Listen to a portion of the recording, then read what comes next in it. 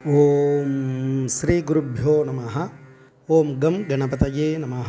நம்ம ஸ்ரீநிகேதன் வலைதளம் வாயிலாக முருகப்பெருமானுடைய சஹஸ்ரநாமாவளியிலிருந்து தினம் ஒரு நாமாவளியை சிந்திச்சுட்டுருக்கோம். இன்றைய தினம் 27வது நாமாவளியாக ஓம் அநாத நாதாய நமஹ, அநாத நாதாய நமஹான்னு வர்ணிக்கிறது.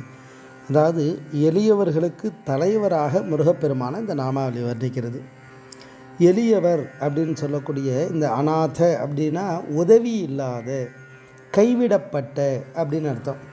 இந்த கைவிடப்பட்ட அப்படின்னு சொல்லும் பொழுது அந்த வினை பயனால் இந்த பூமியில் பிறந்து பல துன்பங்களை அடைந்த ஜீவாத்மா, அப்பேற்பட்ட அந்த ஜீவாத்மாவுக்காக இறைவன் அவர்களுக்கெல்லாம் தலைவனாக இருந்து அவர்களை வழி நடத்துகிறார், அவர்களுக்கு உதவி செய்கிறார், அவர்களுக்கு ஒரு வேலைக்காரன் மாதிரி இருந்து அனுக்கிரகம் பண்ணுவார். எப்போ அப்படின்னா அந்த எளியவர்களாக இருக்கக்கூடியவர்கள் சத்தியஸ்வரூபமாக இருக்கும் பொழுது, அதாவது தர்மத்தின்படி இருக்கும் பொழுது, இறை சக்தியை வணங்கும் பொழுது, பணிந்து வணங்கும் பொழுது அதுக்கான பலனை தலைவனாக இருந்து அவளுக்கு கொடுக்குறார்.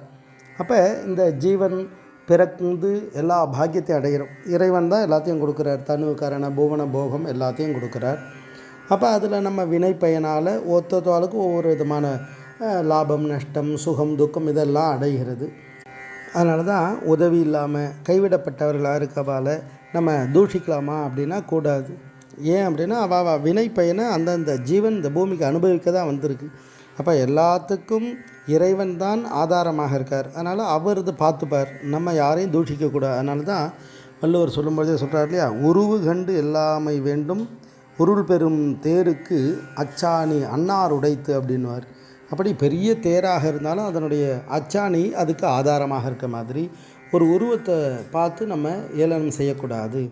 குமரேச சதகம்ன்ற நூல் அழகாக அந்த சிறுமையின் பெருமையாக வர்ணிக்கும். என்ன அப்படின்னா, சேற்றில் பிறந்திடும் கமலமலர் கடவுளது திருமுடியின் மேல் இருக்கும், திகழ் சிப்பி உடலில் சனித்த முத்து அரசரது தேகத்தின் மேல் இருக்கும், போற்றியிடு பூச்சியின் வாயின் நூல்பட்டு என்று பூஜைக்கு நேசமாகும், புகழறிய வண்டு எச்சிலான தேன் தேவர்கள் புனித அபிஷேகமாகும், சாற்றிய புலாலொடு பிறந்த கோரோஜனை ஜவ்வாது புனுகு அனைவருக்குமாம், ஜாதி இடத்தில் பிறக்கிடும் கற்றோர்கள் சபையின் மேல்வட்டம் அன்றோ, மாற்றிச் சுரத்தினை விபூதியால் உடல் குளிர வைத்த மெய்ஞான முதலே, மயில் ஏறி விளையாடு குகனே புல்வயல் நீடு மலைமேவு குமரேசனே அப்படின்னு இந்த குமரேச சதகம் வர்ணிக்கும்.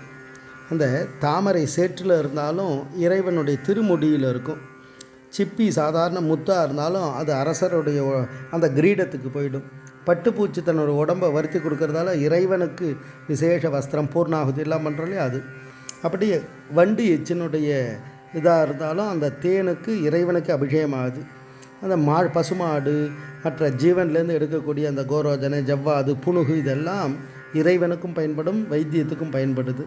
அப்படி படிப்பு இருந்துட்டால் உயர்ந்தோர் தாழ்ந்தோர் எல்லாத்தையும் கடந்தவர் ஆகிடுவார். படிப்பு எல்லாரையும் மேல் நோக்கி அமர்த்தி விடும்.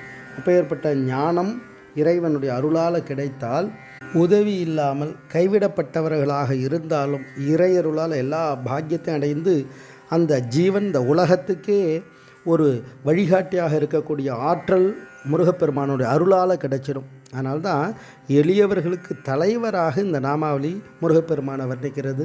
ஓம் அநாத நாதாய நமஹ. ஸ்ரீ குருப்யோ நமஹ. ஓம் சுப்ரமணியாய நமஹ.